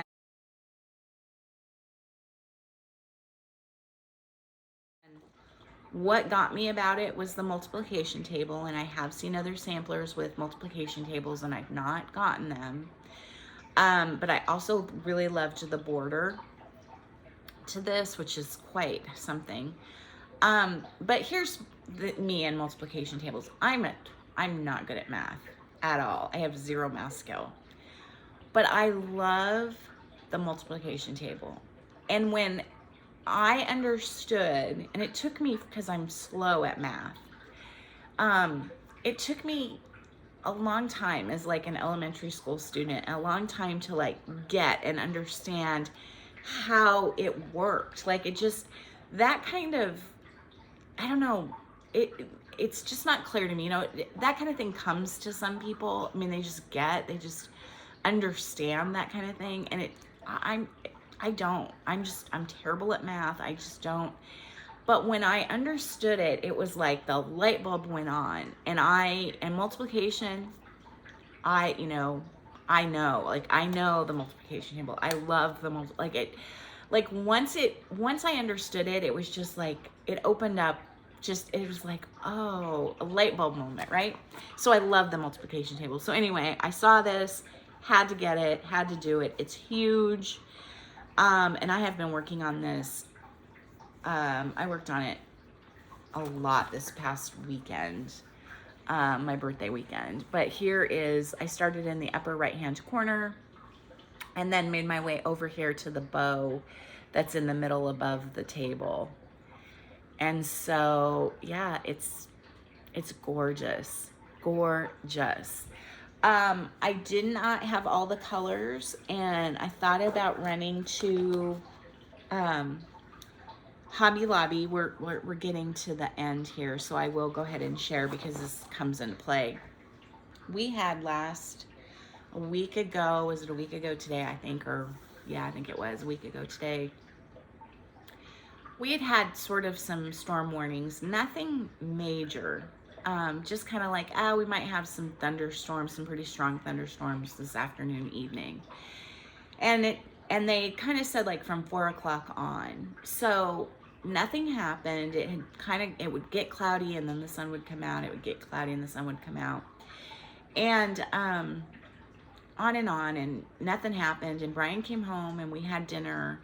And I needed to go do chicken chores still, and he wanted to go down and do some mowing down by the barn. And so I was like, but they keep saying that we're gonna have thunderstorms, and Brian's like, well, it's not raining, it's not doing anything. And we walked outside, and he's usually really good about being able to kind of look at the sky and say, yeah, well, the storm's over there, and yeah, it's headed our way, or it's over there and it missed us, or whatever. And he goes, the storm missed us. Look, it's south of us. Like we're not gonna get it. It missed us. But it was really dark, and it was like, I don't know, maybe like 7:30 or something, 7:30, something like that. And so I had given the chickens a snack in the afternoon, and I used these little disposable paper bowls for snack. And I'd given them that in the afternoon. I forget what I had put in it, but some little snack. And so, then they eat the snack, and then the paper bowls get scattered across the run. And so I let the chickens out to free range because I didn't want to let the chickens out and have it start pouring and then, try to gather them up and to put them back in the run, and which is partially covered. And but I was like, okay, well, he thinks it passed us, and so nothing's gonna happen. So I grabbed the bowls and I went to throw them in the garbage, which is just, several feet away from the coop and and the run, and right as I'm throwing in the garbage, the most giant raindrop of all time hit my foot, and it was like my whole foot got soaked from one raindrop. And at first I thought, where's that water coming from? Like, I'm looking around, and then I see that on the sidewalk there are these giant raindrops that are falling and hitting the sidewalk, and they're like this, you know, they're not making like little raindrop marks, they're making these giant splatters because they're huge. And I thought, well, shoot, it's gonna start raining, I'm gonna get the chickens in. So and what was interesting, and I know I said I'm gonna talk about chickens in every video, but this one's way too long. What was interesting is the chickens all stayed by the door of the coop. Like, they were not that interested in coming out. And normally when I let them out in the afternoons, they go. Whew. They did not. They stayed kind of right there. And so I walked back over, and they're all kind of standing there looking at me, and I'm like, do you guys want to go back in? And they followed me, and they all went right back in. And by the time I got them all back in and started walking in, the dogs were both standing there, and it was raining. And so I thought, okay, well, Brian was wrong. It's going to rain, you know, whatever. And come inside, and I don't know, 2 or 3 minutes in, it's raining, and it was raining pretty hard, to, you know, pretty right off the bat. And then it started to hail, and it was tiny little hail, and I was like, ugh, hail, dang it. And you know, I've been in hailstorms, but never anything really major. Well, it started to hail, and it was like that big, and then it was that big, and then it was that big, and then it was that big.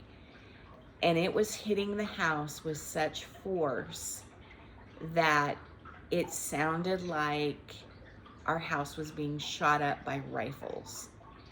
It was so hard and so pounding and so coming down so hard and so fast, and they were huge. I'll insert some pictures here of after.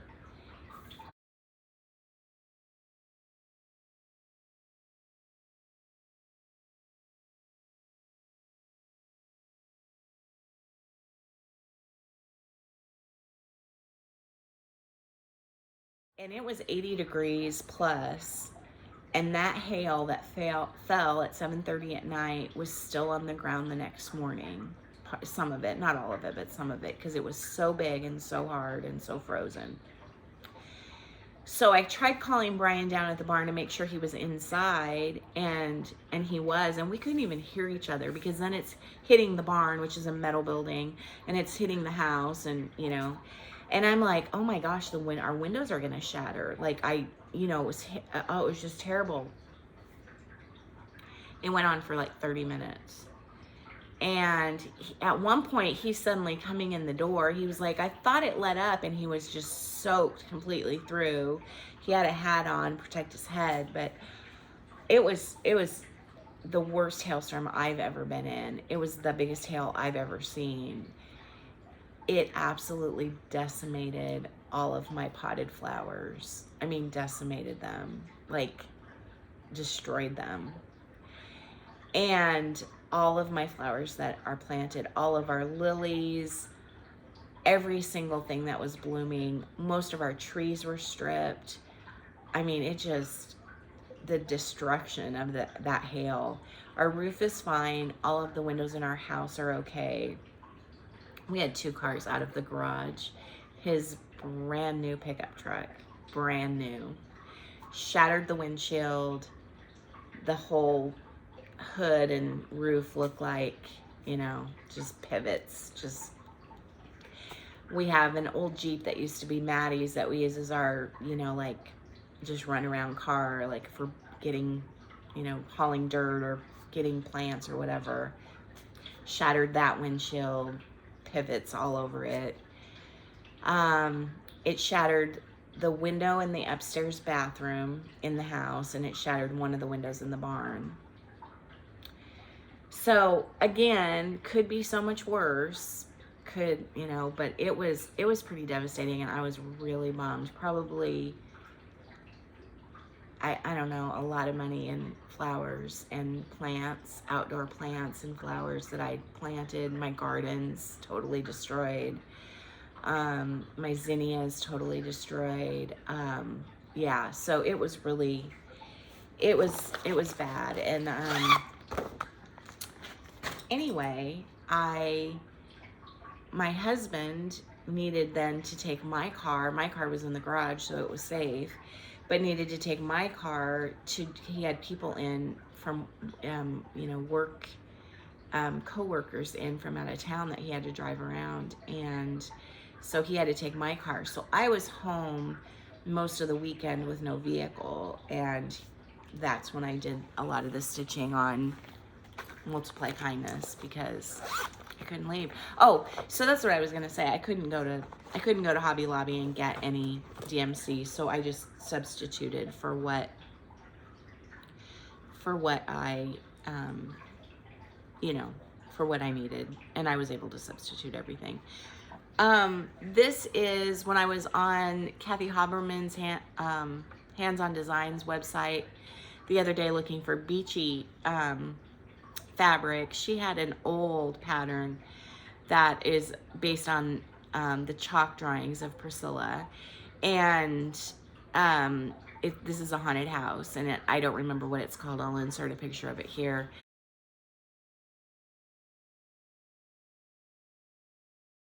And I just had to have it because it was just adorable. And I actually started this on, I didn't want to stitch on black, so I was like, I'm gonna start it on a piece of khaki, and I don't like the way the white looks on there. And so I thought, well, it's supposed to be a chalk drawing, and so I'm gonna go back. And so I'm doing it on this black that I found, and it's not too bad.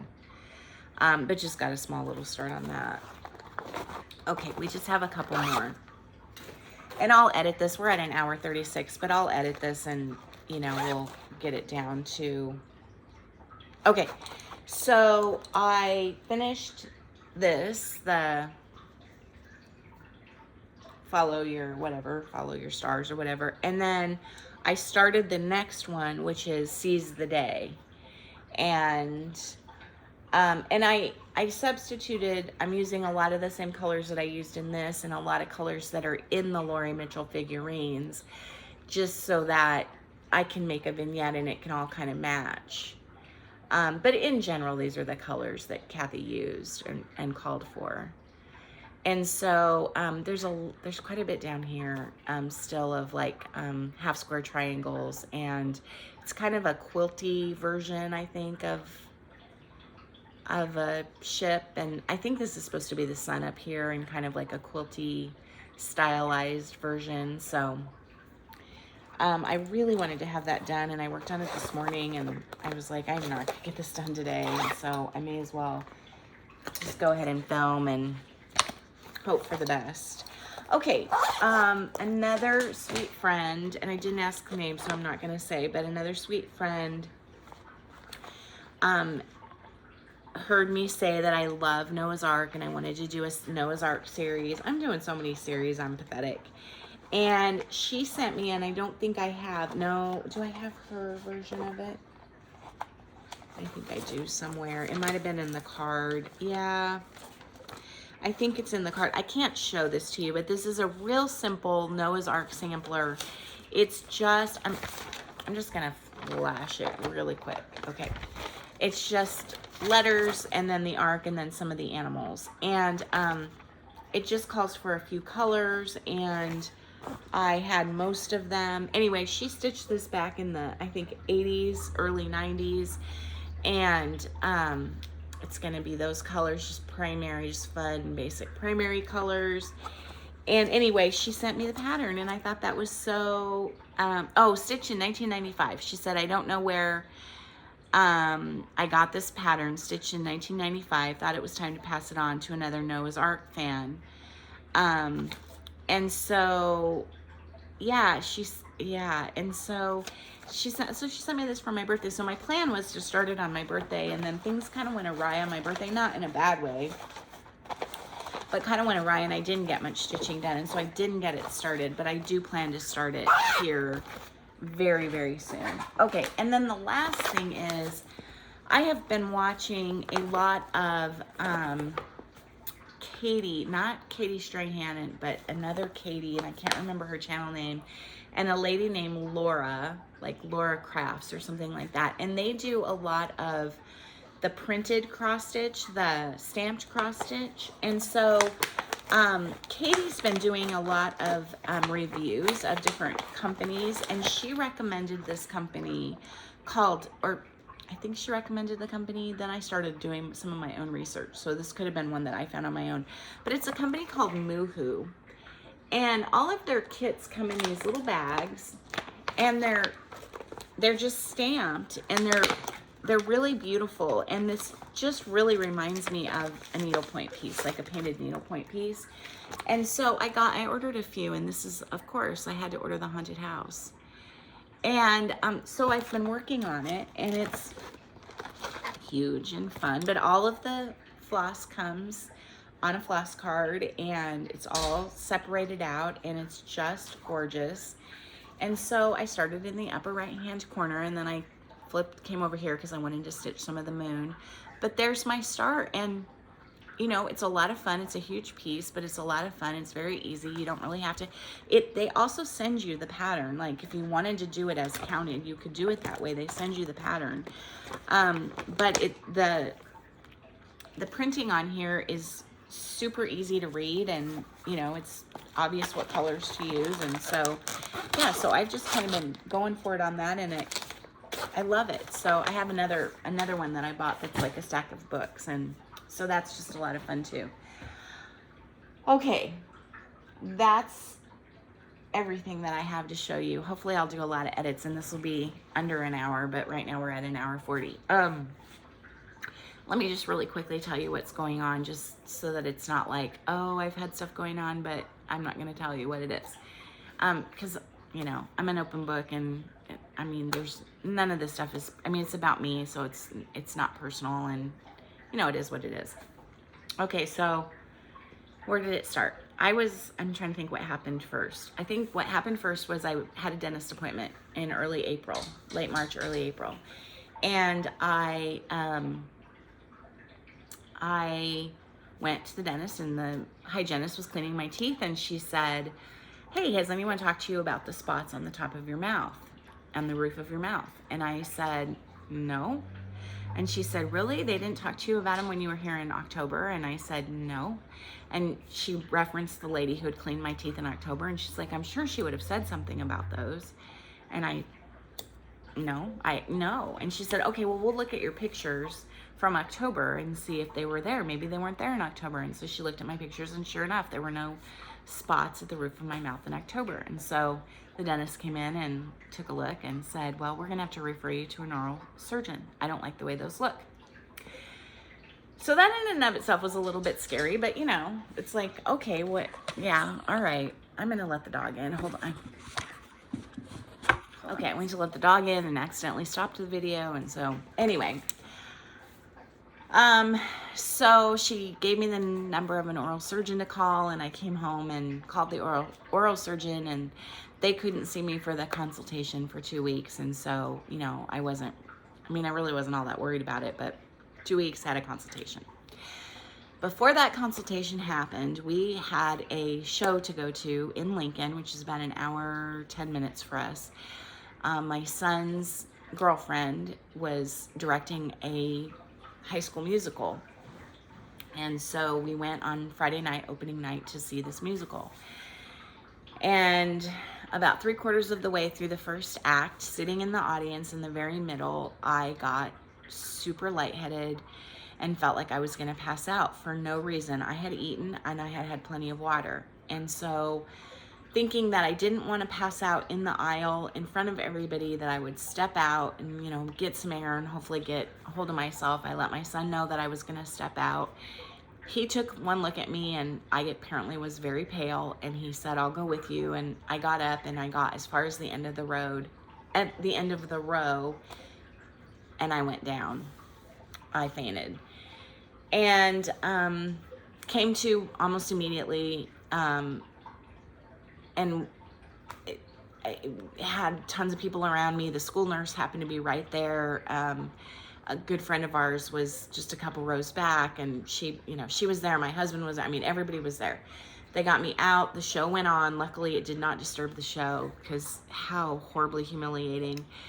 And I went to the back of the, you know, outside, and I could not get over the dizziness, could not get over the lightheadedness, felt like I was going to get sick.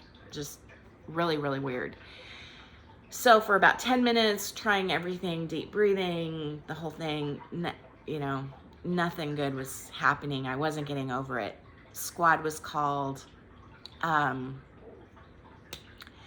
Squad was called, and I went to the hospital. My heart was in AFib. I had this happen several years ago, and saw a cardiologist. I didn't faint when it happened last time. I just could feel my heart beating very hard and fast, and come to find out I was in AFib. But I was seen by the cardiologist for a year and never had it happen again, and everything seemed fine. So spent the night in the hospital, had every test under the sun run. My EKGs were not coming back normal, you know, blah, blah, blah. So just all kinds of weird stuff.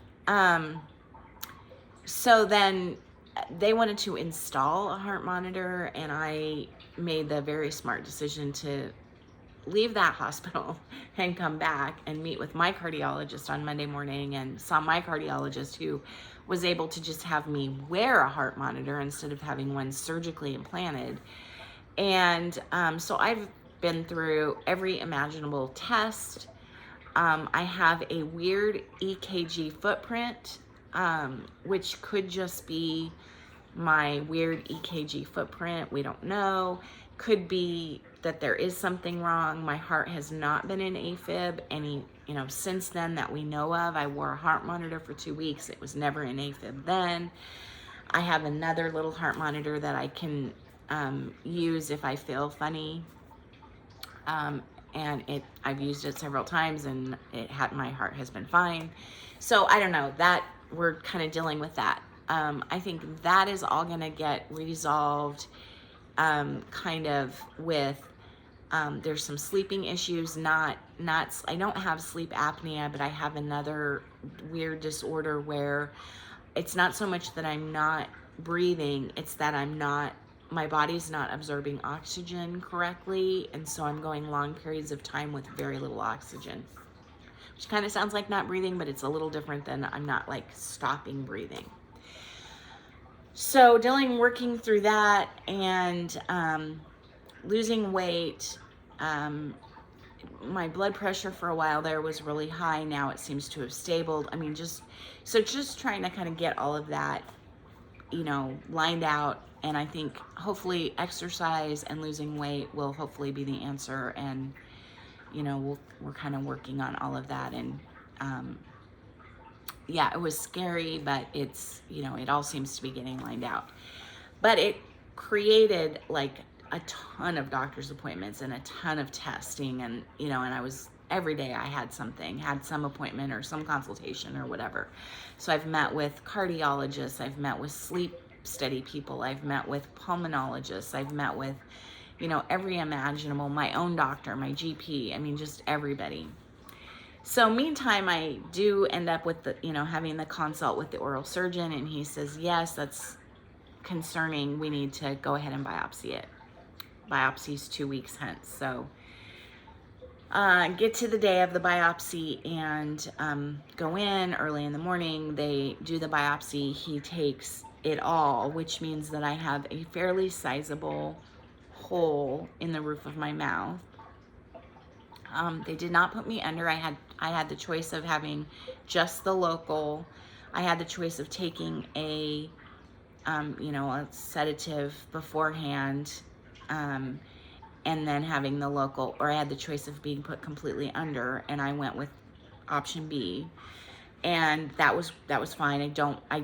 The sedative did me in. I don't remember going into the doctor's office. I mean, I walked in of my own accord. I don't remember walking in. I remember them injecting the local anesthesia, and that kind of hurt, but like they told me that was going to be the most painful part, and I don't remember that hurting. that much. I ended up with 4 stitches that were, you know, gonna dissolve and all of that. The first thing that happened, day 1 wasn't too bad. I was pretty out of it, you know, it was fine. Then I immediately had a reaction to one of the pain meds, got very, very ill from that. Now imagine you have a hole in the roof of your mouth, so I couldn't really eat. It was almost impossible to talk, and I couldn't really swallow. So, and now I've had a reaction to the pain meds, so now I can't take one of the pain meds. So now I'm just taking Tylenol and ibuprofen, kind of, you know, and anyway, first few days were pretty rough. Then I started feeling better and the pain was less. And then out of nowhere, I started feeling way worse.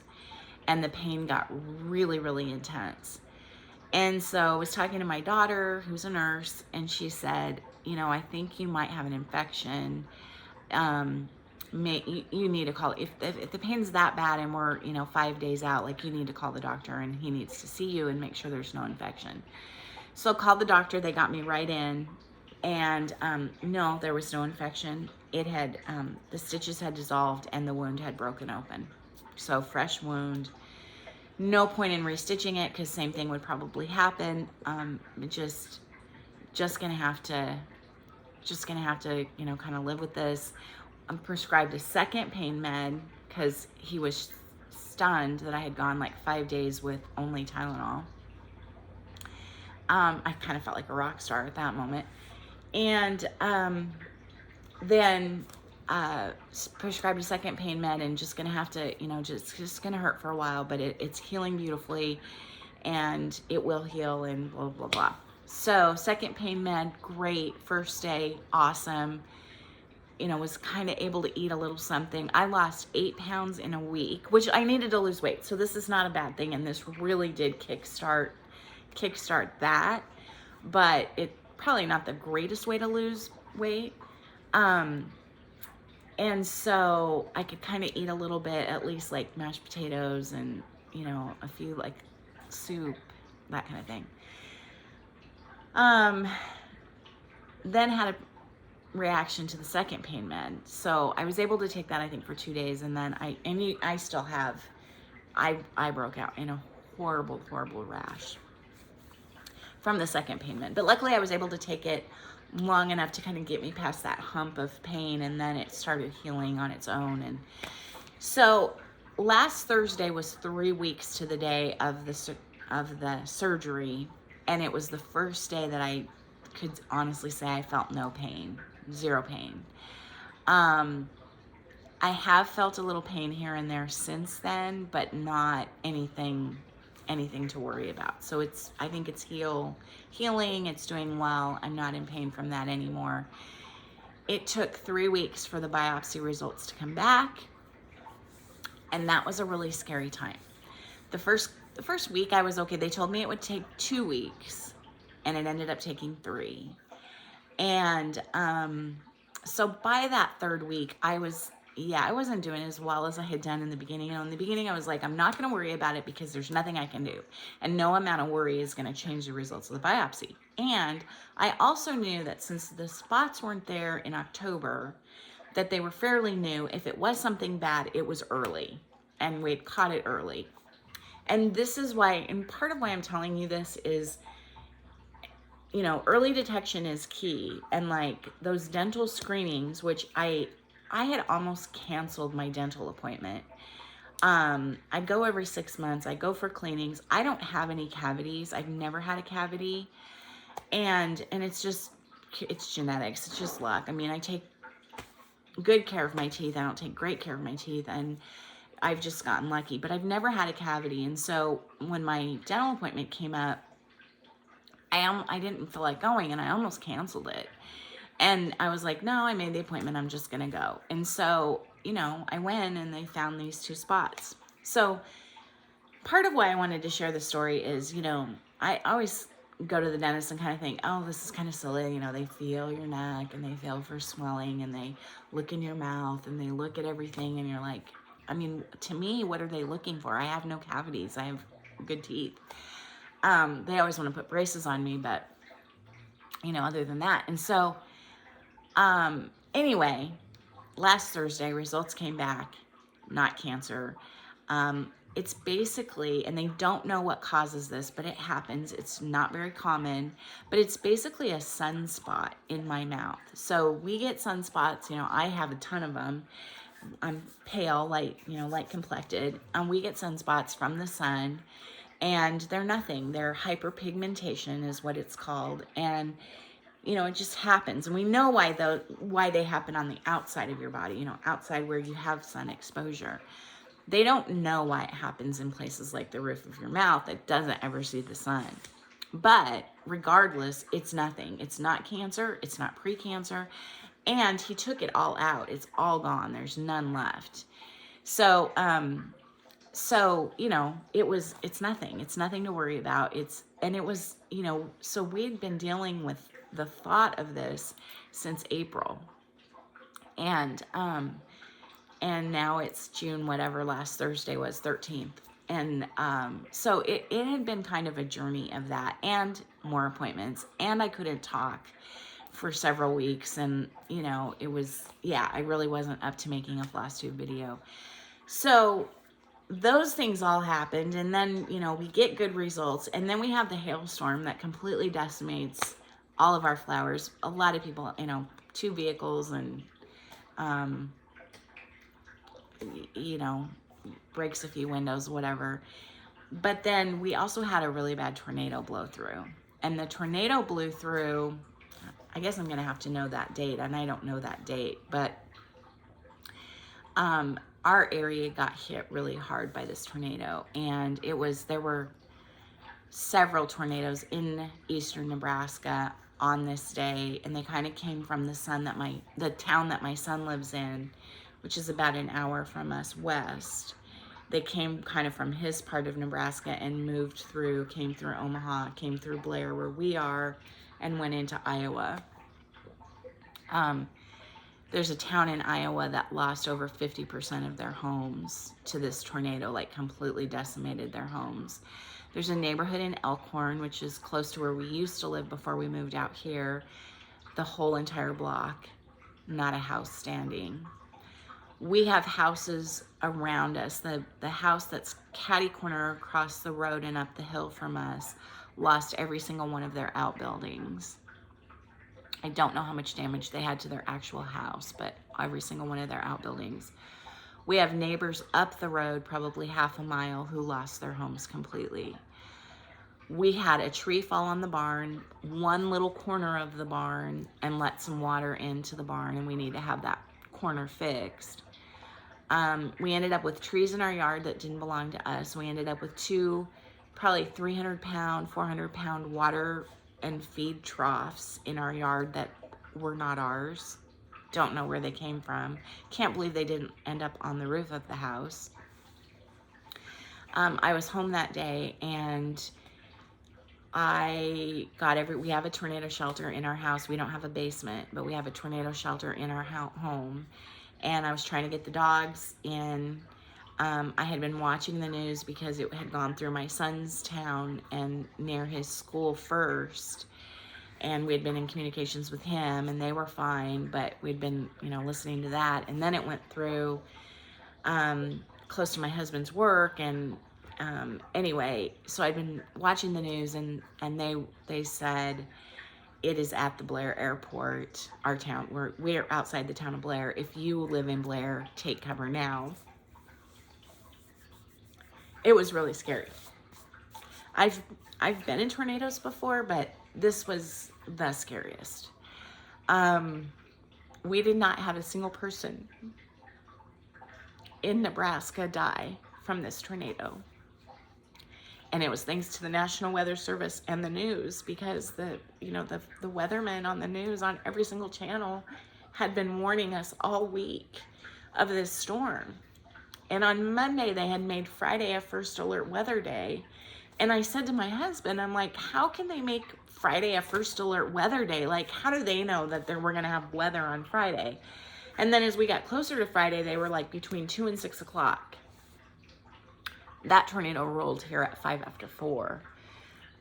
They followed it. There were multiple tornadoes. They followed them. They knew where they were. They were alerting people as they were, you know, headed into the different part. I mean, they did a phenomenal job. So it was really scary. I got the dogs. I tried to get the cats and the dogs into the tornado shelter with me, and I couldn't get the cats. And then I'd get the dogs in there, and then I'd go to get the cats, and then the dogs would leave. So I finally it was me and the dogs. And it sounded like a freight train had come through our house. I've never heard something that loud. And I thought, we are not gonna have a single window. Every single one of our windows is gonna be shattered. And then I thought, when it was over, I thought I was gonna open that bathroom door and see daylight. I didn't think I was gonna have a roof. I didn't think I was gonna have an upstairs. I wasn't sure I was gonna have any walls besides where I was. Everything was fine here. Did not realize the devastation that had happened until my husband was on his way home, finally, after the storms had stopped, and called and said, I'm having problems getting through. You cannot believe how many people lost their homes. So,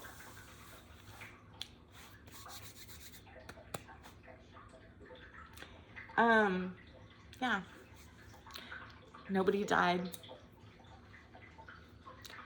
So that's what we've been dealing with. The cleanup from that was a lot. We still are not done with that cleanup. And then the cleanup from the hailstorm, even more. So there's just been a lot going on, and that's why I haven't been here to say hello. Anyway, it seems like things are on the uptrend, and really I have nothing to complain about and everything to be thankful for. And I am so very thankful. You know, I kept telling myself, the flowers getting destroyed really put me over the top for a while. And I was like, you know, people lost their homes. Like, who cares that I lost some flowers? Like, that's, you know, not a big deal. I don't think I'm going to replant. Oh, for my birthday. So my birthday was Saturday. And on Friday, my daughter told me that, my youngest, Maddie, told me that I needed to leave the house at some point on Saturday and be gone for a few hours. And I was like, why? And she wouldn't tell me. Well, the kids hired some people to come plant new flowers. And so, so they did, not everything got replanted, but they did plant, and we have some new, you know, new growth and new flowers. And so that was really, really special. So that was really cool. Anyway, that is it. That's everything. This has been the longest video of all time. I'm going to try to edit it down, cut out all the crying and all the tearing up and all of that good stuff. I am super tired. I'm not sleeping well because of, you know, some of the stuff we're doing, some of the heart stuff that's going on and that we're trying to do. So, I'm going to try to edit this all down, and, the being tired is what's making me weepy, and yeah, 100%. So I'm going to try to edit all this down, cut it to, you know, a manageable something, or split it into 2 videos or something like that.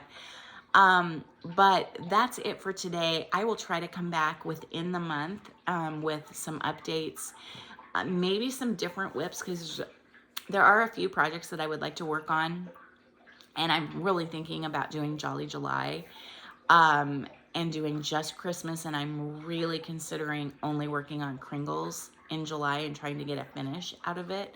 I don't know if that's possible, and I don't know if it's possible for me to just work on one thing in July, but I'm gonna give it a shot. So that's all for today. Okay, I had to edit out the last, the closing, the goodbye. Around here we call it a Minnesota goodbye, when you just keep going on and on and on and on and can't, you know, can't just say goodbye and leave. I got way too weepy. I hope you're all doing well. I hope you're getting some good stitching in. I hope you're enjoying the summer. I hope it's not too hot where you are. Just wanted to say, remember to be kind. Take care of yourself and take care of each other. Bye, guys.